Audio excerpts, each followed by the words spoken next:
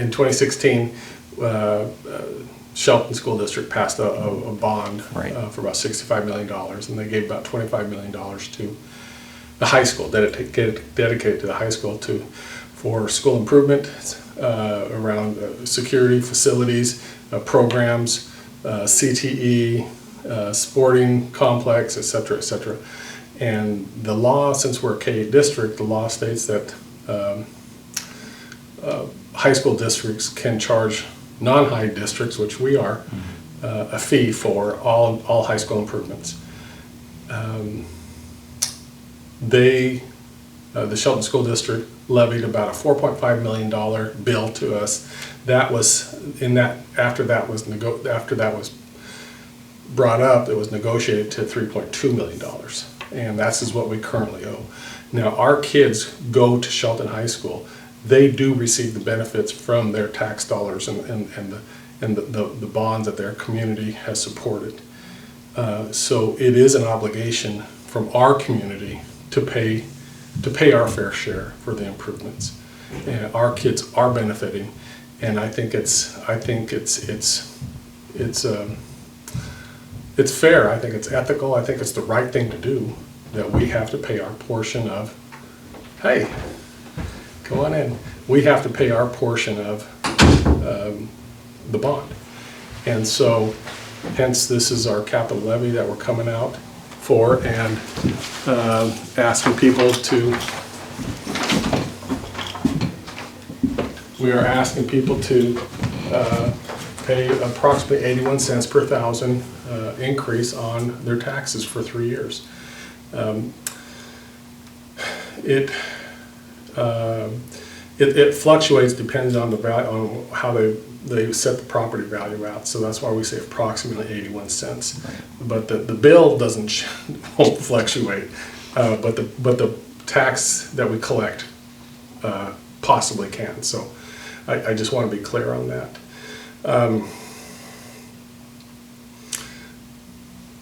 People, the question comes up quite a bit, what happens if we don't pass it? And I don't ever want to run a fear campaign, and that's kind of where we go with it, and that's why. So I try to stay away from the idea of losing or Shelton annexing our district, but that's a possibility. If we don't pass this levy, this capital levy in November, Shelton has the right to go to a regional committee, and the regional committee will set the payment, what we owe, so that 3.2 could be thrown out, and then they can come back with a different charge, or a different bill, and whatever they come up with, we are required to pay or honor that amount. At that point, we will be given 2 opportunities to pass a levy. If we don't pass a levy after those 2 times, then Shelton has the right to annex us into their district. One thing that I know about this district is that there is a fierce independence of our school district, of our community, of our families that live here. There's an independence that is generational. It's ingrained in us, and the idea of being annexed or losing our schools to another outside district is something that our community, I know, would be very upset about. I hear that all the time. We have to keep Pioneer. We do not want to lose Pioneer. And so, if that's our attitude, which it is, then it's incumbent upon us then to pay our share to Shelton. If we want to stay independent, we have to pay this $3.2 million. And so that's what's before us right now. So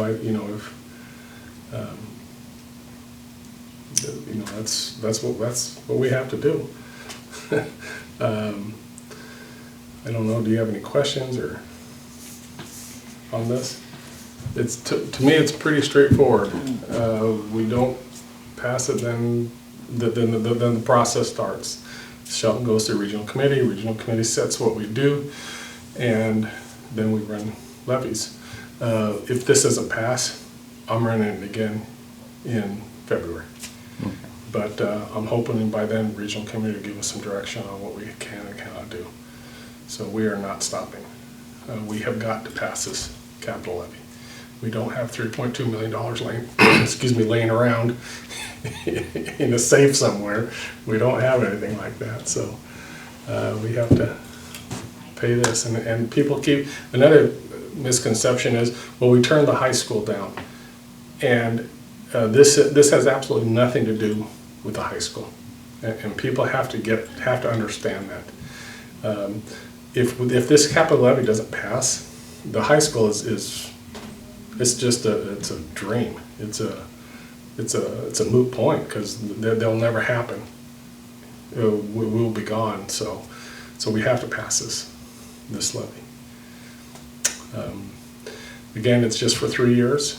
It raises taxes about $230, I think.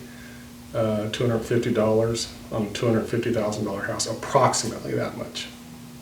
I hope people go out and vote and understand what they're voting for. So, any questions?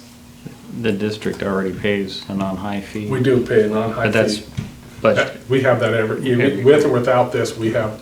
So the non-high fee, and the way I rationalize it is, when we need money to run programs, there's an additional cost to our community, and that additional cost is an enhancement levy. We run a levy, which we're going to be running another enhancement levy in February. Sheldon's the same way. When they need more money, they run a levy, and so to pay for other programs. The way I kind of see this is kind of our levy for Shelton. Because I don't think it's fair for our kids to go there without our community having to pay for some of the usage of the facilities, the teachers, the programs, the avenues of education.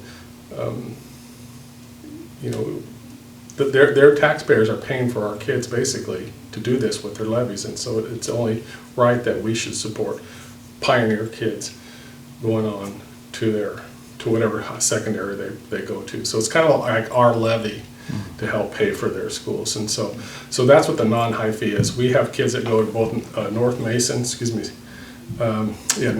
High School and to Shelton. The vast majority of our kids go to Shelton, and for the total of, we pay about $280,000 a year in non-high fees. Most of that goes to Shelton, but some of it goes to North Mason also. So, and that's every year. Yeah, that doesn't go away. So, and these are one of the problems is there's not a lot of state laws around. We're being a K-8 district, and there's a lot of K-8 districts in this area. There's not a lot of laws in the RCWs that support K-8's funding, and so it's kind of, well, this is what we've been doing for so long, and so it's just this is the history. This is what we do. So anyway, anything else? So ballots came out today, and we're asking people to vote early. Last year we missed it by 4 votes. We are 4 votes away from a tie. But we had the 2 days of snow that closed everything down, and if you lived here, you know what I'm talking about. And so mail service was halted for 2 days, and in that 2 days there's 158 votes that didn't get counted. And as much as I begged and pleaded with Patty McGuire, and if you're listening, Patty, it's on you. No, I'm just kidding. That they wouldn't count those votes, and yes voters are historically late voters, and so when you look at that 158, I was sure there was a majority of them were yes voters. Hence, we would have passed, and hence I would be sitting here talking about Abbott or some of the great things that we have going on at Pioneer. but we're not, and it is what it is. And so people go out and vote early, and check that box. That's done, completed. So it doesn't cost anything, just stick it in the mail, no stamp, just get it in, get it turned in. So if you want more information, there's information on our website. Go to our Pioneer School District website, PSD 402, and there's a tab there on our website for Levy, and there's additional information there on frequently asked questions. There's a FAQ part. There's a lot of information I gave you tonight is on there, and there may, if you have further questions or want to do a little bit more research, there's a place for you to go. So, anything else? Can't really think of anything right now. Okay. Do you have any questions? No. Okay. Well, thank you all for coming. It was short and sweet. Usually there's a lot of questions, right. And so this information, I'll give out 10 information, but I'll answer questions for about 30 minutes. Mm-hmm. So that's pretty normal how these go. So. Well, what do you say to somebody who, I don't have any kids in the school district? Well, that's a great, yeah. I mean, that's a question that comes up, and so where's their responsibility in this? And I always go back to when we were kids, and our grandparents paid for us to go, and it was each generation pays it forward for the next generation, and that's our responsibility. I'm like everybody. I don't want to pay more in taxes. I totally understand that, but I also understand if we don't pay it, we lose a lot of local control, and that one is, that, like I said, is a bitter pill for people, and I don't want to lose that. But and it sounds like maybe they won't be saving money to not no, vote they on won't. it. They It'll won't. actually cost them more because. That's, yes, because you have to start looking at the taxes of what Shelton pays, and because our property value is so much higher, a 5% increase in Shelton and a 5% increase in Pioneer are two different values, because our property value is a lot more than Shelton's property value, and people don't understand. They're not understanding that, so what would happen is Shelton's the amount that they're collecting in taxes will go down actually, and ours will go up quite a bit, so that they're the same amount. Yeah. And so people need to understand that. If you want to save money on your taxes, vote for the levy. Yes, and it kind of sounds crazy, but it is. I was at one place, I described it as the less of more, and the capital levy represents the less of more. And you're talking 3 years, not say right 20 years. Exactly. It's And a 3-year. It's a 3-year capital levy. This goes away after 3 years. Yep. And so then we would just be looking at the regular enhancement levy that we run every 3 years. So, and the last time we had this was in 2003, I believe, was when Sheldon passed their last bond, and they're going to be paying that bond off in 2023, so, or 22, one of those 2 years. And Shelton has a history of maxing out their bond capacity.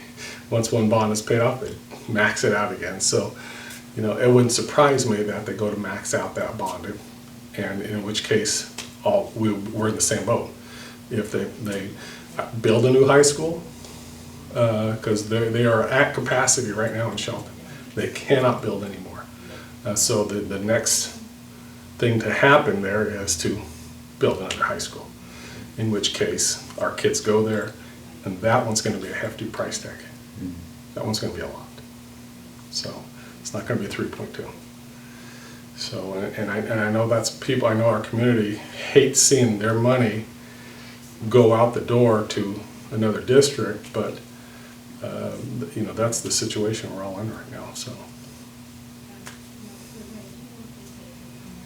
instead of Shelton building a new high school, might we build a new high school? Well, there's talk of that they tried to pass that 2 years ago, and it was when we got 50% of the vote. So I don't really talk about it or think about it much, because I have to get through this one first, and if this doesn't pass, then that could be consideration. But I just don't think that much about it. But is it a possibility? Yeah, sure it is. Is it a possibility that our voters turn it down again? Yep. and we keep on paying to Shelton, yep, that's a very good possibility too. So I don't, you know, I will get my marching orders from once we pass this levy, then I'll get my marching orders from our school board saying what direction we want to go. So they kind of give me direction on where to put my energy. Now, you said that, and it makes sense, most kids go to Shelton. Mhm. And that's just About by, 90% of our yeah, kids. is that just by geography, or is there an agreement, or? No, so non-high schools get to choose where they want to go, and it's wherever they want to go, the district has to take them. That's one of the benefits of being a non-high. If I want to go to North Mason, I can go to North Mason. So I've got some students that are trying to decide which one they're gonna go to. So Yeah. it's their choice, they Yeah. can't go to No, one I'm versus the other. Just curious, I mean, Yeah, but historically, right. most kids have gone to Shelton. So I think that's kind of, it's ingrained in the families, and traditionally this is what we do. We go to Shelton, and so. But technically, you can go to any school that you choose in the region, you don't have to stay in the county or. No, well, no, yeah, but those are the two closest The ones, closest so one, I yeah, couldn't I realize, imagine driving 4 hours to Well, to high school every day. But yeah, that's their choice, and so we have, gosh, like I said, a handful every year that goes to North Mason.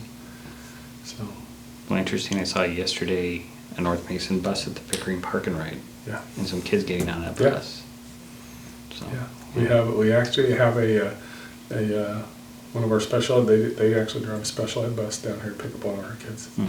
So and that's a lot. Yeah. The distance is quite a bit, but it's